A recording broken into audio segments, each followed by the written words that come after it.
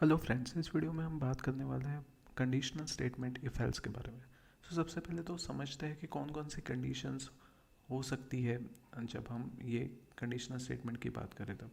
सो एक तो होती है equality, right, whether two numbers और टू एलिमेंट्स आर सेम और not. Second one is not equal to. Third one is less than, right, the symbol is this, then less than और equal to, greater than और equal to. And ये सारी जो logical conditions है, ये सब conditional operators जो होते हैं, उसको हम usually if statement and loops के साथ यूज़ करते हैं। सबसे पहले समझते हैं कि मोटिवेशन क्या है ये इफ स्टेटमेंट का। रियल लाइफ में भी और प्रोग्रामिंग में भी हम कोई कंडीशन चेक करेंगे और बेस उसके कंडीशन का जो आउटकम आ रहा है, राइट, और ये कंडीशन बाइनरी टाइप की होगी। जैसे कि एक सिंपल एग्जांपल लेते हैं, लेट्स से गर्मी हो रही है, let's say temperature is greater than 40 degree, then you will turn on the AC, right. इसमें क्या किया आपने, कंडीशन चेक की, कंडीशन ट्रू हुई तो आपने कोई पर्टिकुलर एक्शन परफॉर्म की। ये स्टैंडर्ड टेम्पलेट हुआ इफ स्टेटमेंट का। If then you will write down some expression, if the expression is evaluated to true then you will execute some statements, right. ये एक स्टेटमेंट हो सकता है, एक से ज़्यादा स्टेटमेंट्स भी हो सकते हैं। और जैसे कि मैंने बताया, यूजुअली ये कंडीशन बाइनरी टाइप की होगी। तो बाइनरी टाइप की होगी तो हम क्या करेंगे, दोनों केसेस बताएंगे कि अगर कंडीशन ट्रू होगी तो क्या करेंगे, कंडीशन फॉल्स होगी तो क्या करेंगे। ट्रू होगी तो क्या करेंगे, वो यहाँ पे आएगा बॉडी ऑफ इफ में, और फॉल्स होगी तो क्या करोगे, वो आएगा यहाँ पे एल्स वाले पार्ट में।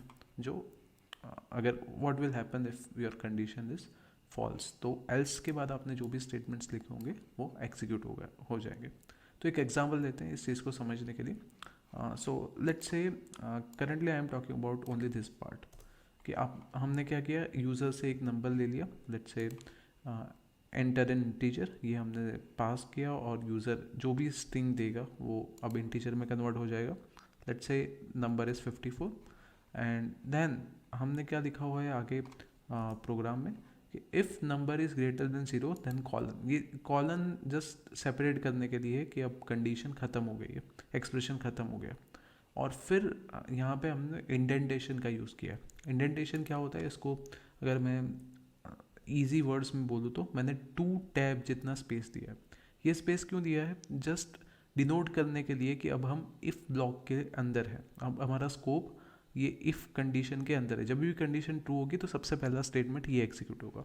आप देख पा रहे हो कि 54 के केस में ये कंडीशन ट्रू है, 54 इज़ ग्रेटर देन 0, तो हम एग्जीक्यूट करेंगे ये पर्टिकुलर स्टेटमेंट। अब इसके बाद मैं कुछ लिखता हूँ, let's say print, and then I am writing let's से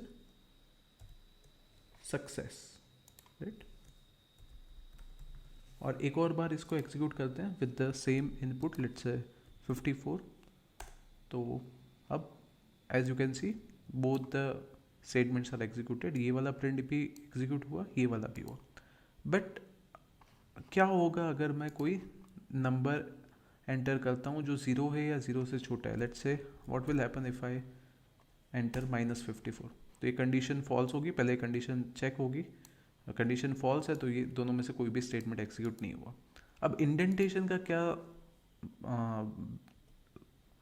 इंडेंटेशन से क्या फ़र्क पड़ता है वो समझने के लिए मैं ऐसा करता हूँ, मैंने क्या किया कि अब ये सक्सेस जो है उसको विदाउट एनी टैब्स मैंने लिखा है। तो मतलब अब ये इफ़ ब्लॉक के बाहर है। तो अब क्या होगा, let's say again my input is -54, then condition is false.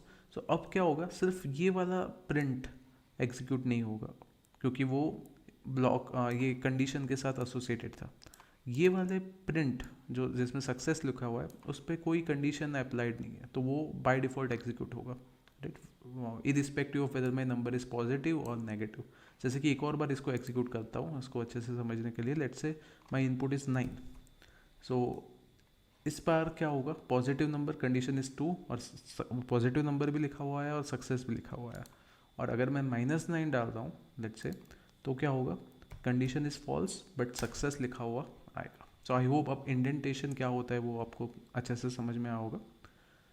एक और केस लेते हैं जिसमें हम बात करेंगे if, elif and then else. तो इसमें क्या होगा कि सबसे पहले हम इफ़ वाली कंडीशन चेक करेंगे, वो अगर गलत हुई तो हम चेक करेंगे ये एलिफ वाली कंडीशन, और वो भी गलत हुई तो हम बाय डिफ़ॉल्ट एग्जीक्यूट करेंगे ये लास्ट वाला स्टेटमेंट। अब यहाँ पे एल्स में हम कोई कंडीशन नहीं लिखते, जैसे यहाँ पे भी आपने ध्यान दिया हो तो ओके। सो इसमें मुझे पहले एल्स वाला पार्ट भी बताना चाहिए था।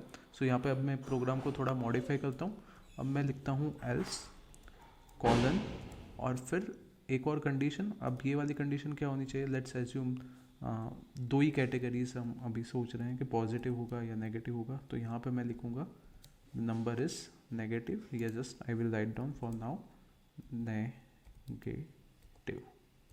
ओके, और अब चेक करते हैं। अब मैं इसको फिर से एक बार एग्जीक्यूट करता हूँ। तो अब let's say my number is -9, तो पहली कंडीशन गलत होगी।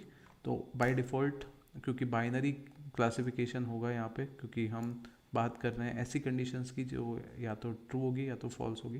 तो कंडीशन फॉल्स होगी तो ये वाला प्रिंट एल्स वाला पार्ट में हम चले जाएंगे और ये वाला प्रिंट एग्जीक्यूट हो जाएगा।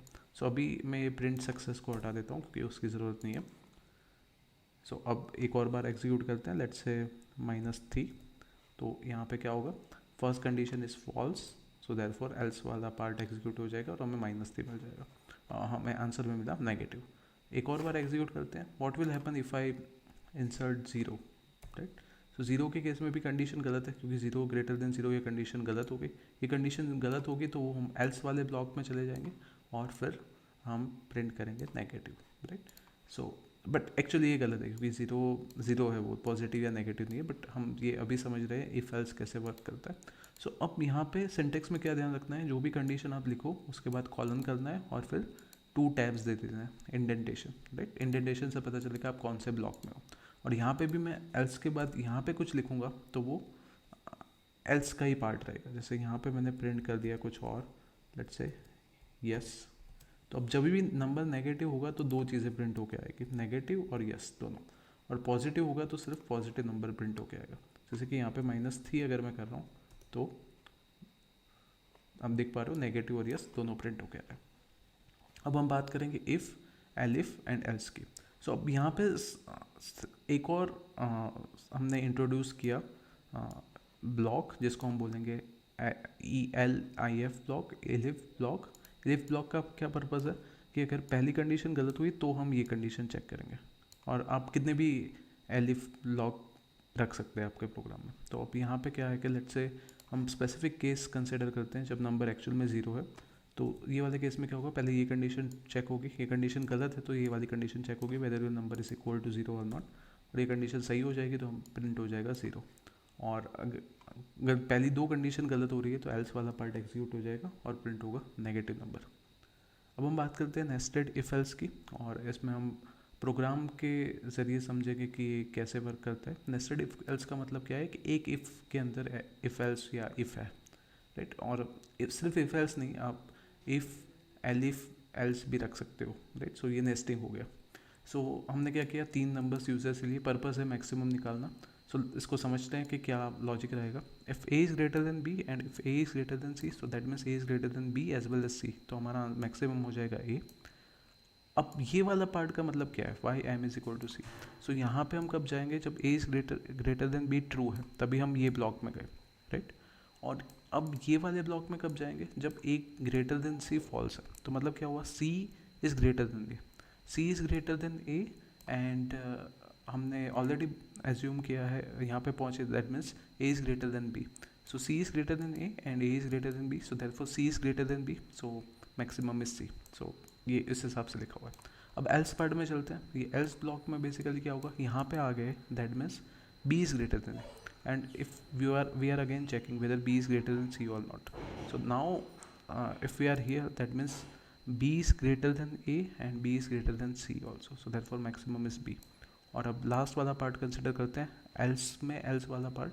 यहाँ पे कब आएंगे, पहले एल्स वाले ब्लॉक में है, एल्स वाले ब्लॉक में है, that means B is greater than A, and now ये एल्स का मतलब है C is greater than B. So b is greater than a and c is greater than b. So c is greater than b as well as a. So therefore maximum is c. And then हम maximum को print करवा देते हैं. For example, if my input is like this 15, 20 and 24, then maximum element is 24. वो print हो जाएगा.